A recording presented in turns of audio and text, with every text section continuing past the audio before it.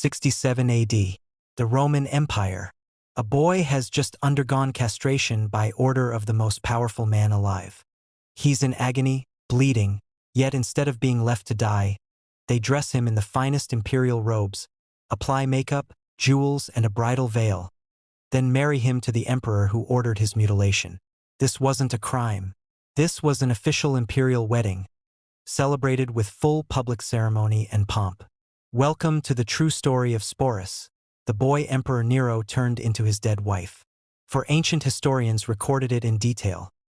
Suetonius devoted an entire chapter, Cassius Dio gave eyewitness-level specifics, and poets Martial and Juvenal openly satirized it. These weren't rumors. They were documented facts in the same empire that built the Pantheon, invented concrete, and created laws we still use today. Yet in that same empire, senators stood and applauded while a mutilated teenager was forced to play the role of the emperor's dead empress. Today we're going beyond the myths of Nero the mad tyrant. We're uncovering the raw, uncensored documents that prove this horror wasn't one man's madness. It was the Roman system working exactly as designed. Born around 50 to 51 AD as the son of a freedman, Sporus was almost invisible to history, just a boy who looked strikingly like Nero's late wife, Poppaea Sabina. When she died in 65 AD, Nero's grief turned into obsession. He didn't ask permission.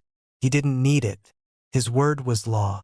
He ordered Sporus castrated, a surgical procedure performed by imperial physicians, then handed him to the mistress of the wardrobe to be completely transformed. Hair styled like Poppaea's, makeup applied daily, voice and walk trained to match the dead empress. In 67 AD, during Nero's tour of Greece, the transformation became official. Nero married Sporus in a full public ceremony complete with dowry, bridal veil, and witnesses. The Praetorian prefect Tigellinus gave away the bride. Greek cities held celebrations and even prayed for children from the union. Official documents began calling Sporus Lady Sabina, Queen, and Mistress. He appeared in public wearing the imperial purple and gold, addressed with empress titles. Senators were required to use them. One who refused was exiled. But the nightmare didn't end with Nero. After his death in 68 AD, Sporus was passed like property to three more emperors, Nymphidius, Otho, and finally Vitellius, each treating him as the living ghost of Poppaea.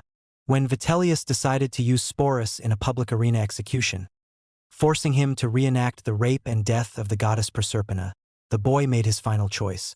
In 69 AD, at around 19 or 20 years old, Sporus took his own life rather than become entertainment for the Roman crowds.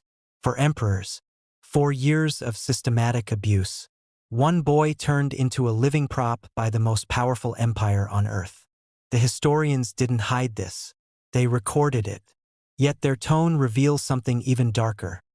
They saw it as just another example of imperial excess, catalogued, satirized, but never stopped. This is the banality of evil in ancient Rome. Not monsters, but ordinary men. Surgeons, clerks, senators, citizens who simply followed orders and protocol. Power without limits doesn't just corrupt. It normalizes horror. That's why this forgotten story still matters 2,000 years later. The ruins of Rome still stand as a warning. When one man's will becomes law and everyone else participates, a teenage boy can be erased and rebuilt as someone else's fantasy. I'm Crown and Dagger. This is what really happened. Like and subscribe if you want more unfiltered history the textbooks won't touch.